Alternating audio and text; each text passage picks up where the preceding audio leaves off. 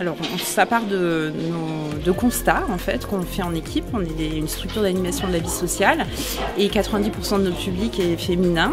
Donc, on a poussé ces questions et voilà, on s'est dit peut-être que pourquoi ces papas ne viennent pas, peut-être tout simplement parce qu'ils ne se sentent pas très à l'aise de pousser la porte et de voir un public essentiellement féminin. On les capte de façon informelle, ils viennent chercher les enfants aux ateliers ou parfois en soirée, mais voilà, ça part de là, ce projet et l'envie de travailler sur la place des pères et surtout de les valoriser. Je pense que c'est important de travailler sur la place des pères car on va dire qu'à l'origine on peut imaginer le père avec le rôle de patriarche sur l'autorité, etc.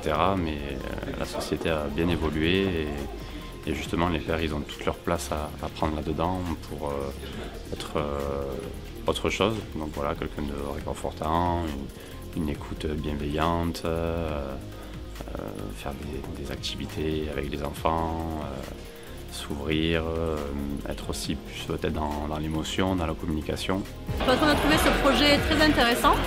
C'est un constat que l'on a fait aussi sur les territoires, sur les différentes associations que l'on accompagne, où du coup on se questionne sur la place des pères, puisqu'effectivement on a pour habitude de croiser beaucoup de mamans, mais peu de papas. Et on trouvait ce projet intéressant de pouvoir leur poser la question directement, savoir comment ils pensaient leur rôle de papa, de père, et voir un peu comment ça pouvait se traduire au quotidien auprès des familles. Parce que pour le département, la place des parents, de manière générale, est une place primordiale et qu'il nous faut valoriser la place des pères. Parce que pendant de nombreuses années, nous avons soutenu exclusivement les mères et que dans la parentalité, le père et la mère sont indispensables au bon développement de l'enfant. La question de la parentalité, en fait, fait partie de l'offre de la CAF sur le territoire. Et ça nous paraissait effectivement important de pouvoir soutenir d'autres formes d'action concernant la parentalité. La question des pères, on la retrouve, comme Dunia le disait, assez peu sur les actions qu'on peut soutenir. Et la démarche de passer haut, de mettre en lumière la place des pères, me paraissait vraiment intéressante à soutenir. Une fois qu'on a décidé de travailler sur la question de la place des pères, du coup il fallait qu'on trouve l'outil, comment on allait s'y prendre. Et puis je suis tombée sur vous, l'association La Petite Poussée et Parents Live, et j'ai trouvé que l'outil de l'exposition et avec ses portraits de papa, que ça pouvait être un bon point de départ. Donc voilà, ensuite on s'est rencontrés avec Liamine et on a du coup été formés à cette exposition. On l'a déployée dans les écoles, on a également présenté l'exposition à l'ensemble des partenaires. Ils avaient une possibilité d'emprunter l'expo aussi pour la faire vivre dans les structures. Et ensuite, on a proposé des ateliers avec ces papas, des journées papa-enfant. On est intervenu dans une classe de toute petite section où on a eu un groupe de papas pilotes. On a fait des micro-trottoirs avec les enfants qui sont des journalistes et qui viennent questionner la parole des pères et des parents. Et aujourd'hui, on est là à la restitution. Nous avons animé un débat participatif autour de la parentalité. Donc voilà, on a mis les personnes en situation un petit peu d'échanger autour de certaines questions, de créer un peu la recette de la parentalité parfaite, enfin idéale on va dire.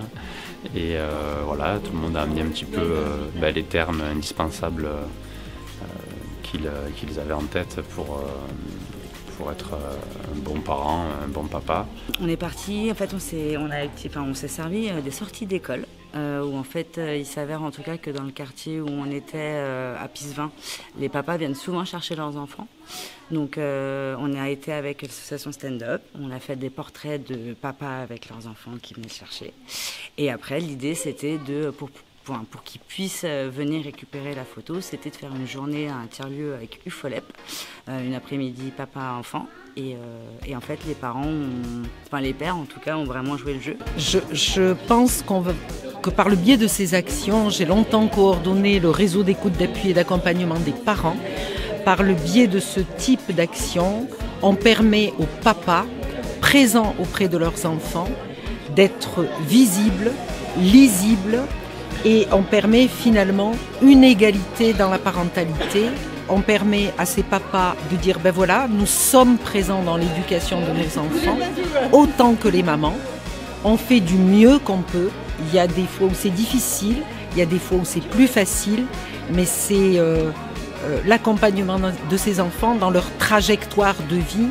Alors déjà, nous en tout cas, on s'aperçoit que les papas ont beaucoup de choses à dire, qui sont investis dans leur rôle de père, ce que plusieurs études démontrent, et en fait, on se rend compte que vraiment les pères sont impliqués.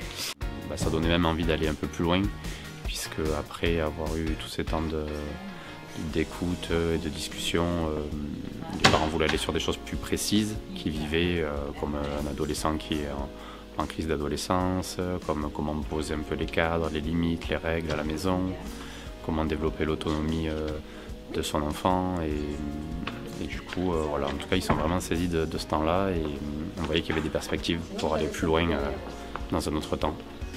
Ça a généré chez ces papas un sentiment de fierté, de s'impliquer dans des activités ou dans quelque chose que les enfants demandaient. Donc, et qu'ils ne sont pas forcément sollicités de la part des enfants. Donc ça, moi j'ai remarqué de la fierté dans leurs yeux de répondre à une demande des enfants. Du point de vue des enfants, il y avait un côté très fier d'interviewer son papa, d'être avec son papa, de voir son papa participer à l'atelier. Ça doit souvent être maman, et là il y avait papa qui était bien présent. Il y a un papa notamment aussi qui avait beaucoup parlé de l'amour entre guillemets qu'il recevait de sa fille, tout ce qu'elle lui donnait, tout ce qu'il recevait d'elle et tout ce que lui aussi lui apportait, et se prendre soin un petit peu mutuel. Donc voilà, c'était très, très touchant, très intéressant. Et ce que ça a pu générer peut-être au deuxième degré, c'est un changement de position de certaines mamans qui se sont mises à réfléchir que peut-être elles prenaient trop de place toutes seules. Enfin voilà, le projet les a fait réfléchir sur la place qu'elles laissaient au père de leurs enfants. Je tiens à préciser des mamans qui ont joué le jeu en tant qu'épouse et maman sur leur époux, le rôle qu'il avait, etc. On a eu des grands-mères aussi qui ont parlé de l'éducation de leur fils, et voilà, c'était chouette. Provoquer des échanges au sein des familles. Je pense que l'action, peut-être dans sa préparation comme dans sa finalité, permet effectivement de pouvoir questionner la place du père au sein des familles, et puis aussi de valoriser le travail fait par les enfants autour de ce projet-là. Donc je pense que si en première intention déjà ça fait parler au sein de la famille, je trouverais ça super. Ouais, les pères ont vraiment joué le jeu, et même le 18 novembre, on a été obligé de faire 2 créneaux différents sur l'après-midi. Parce qu'on avait trop de monde, on était obligé du coup de faire 2 créneaux pour séparer. Donc non, absolument pas. On s'attendait pas à ce que ça matche autant, mais du coup d'autant plus continuer ce projet l'année prochaine, puisqu'il y a un réel intérêt pour les pères de participer. Quand une collectivité accompagne des actions à destination des papas, elle met en lumière ces papas impliqués dans l'éducation de leurs enfants. Et effectivement, toutes les institutions devraient se saisir de cette question pour que les papas soient présents partout. À l'école, au collège, au lycée, dans les structures associatives, dans les structures d'éducation populaire, dans les loisirs, dans le sport, dans la culture, dans la cuisine, au même titre que les mamans. Permettre aussi de donner conscience à certains papas qui n'osent pas fréquenter ces associations-là, de voir l'intérêt qu'ils peuvent y trouver à ouvrir la porte de ces associations-là pour prendre leur place dans la famille auprès de leurs enfants et partager des moments familiaux et parents-enfants, choses auxquelles la CAF est très attentive. Ça a suscité beaucoup d'interrogations, ce projet. que ce soit de la part des partenaires associatifs ou les institutions qui sont venus nous questionner, mais pourquoi ce projet, qui trouve une pertinence et une importance à travailler et valoriser la parole des pères. Mais voilà, il y a eu des moments forts dans le projet, et puis il y a eu aussi des moments de faiblesse où on reste encore dans des schémas très arrêtés de cette question de la place du père, surtout au niveau de la société. L'État a soutenu ce projet, d'abord en donnant de l'argent, mais aussi en donnant de sa personne. Je vous explique un petit peu, dans le film que vous allez voir tout à l'heure, vous allez voir le sous-préfet de l'arrondissement de Nîmes, Frédéric Loiseau, le secrétaire général de la préfecture. On avait sollicité le préfet initialement, qui n'était pas disponible pour participer à ce projet. C'est que le rôle des pères et le rôle des mères, c'est pas des rôles qui sont préécrits. Alors pour aller plus loin, justement, on compte sur la restitution d'aujourd'hui. Déjà voilà, avec l'appui du film, les échanges qu'il va y avoir et un petit peu le résumé, le bilan qu'on va partager aux différents participants, de s'appuyer après sur eux, sur quels seraient leurs désirs, leurs envies pour la suite. Tous ceux qui, comme nous, font le constat que c'est les mamans qui viennent pousser la porte des associations vont peut-être oser aussi réfléchir à comment aborder ces papas dans leurs activités. L'idée pour 2024, c'est de continuer à s'appuyer sur l'exposition, parce que pour moi c'est un outil qui nous permet de les capter, ces papas, et surtout d'envisager une suite avec des ateliers, des stages pendant les vacances, peut-être père-enfant.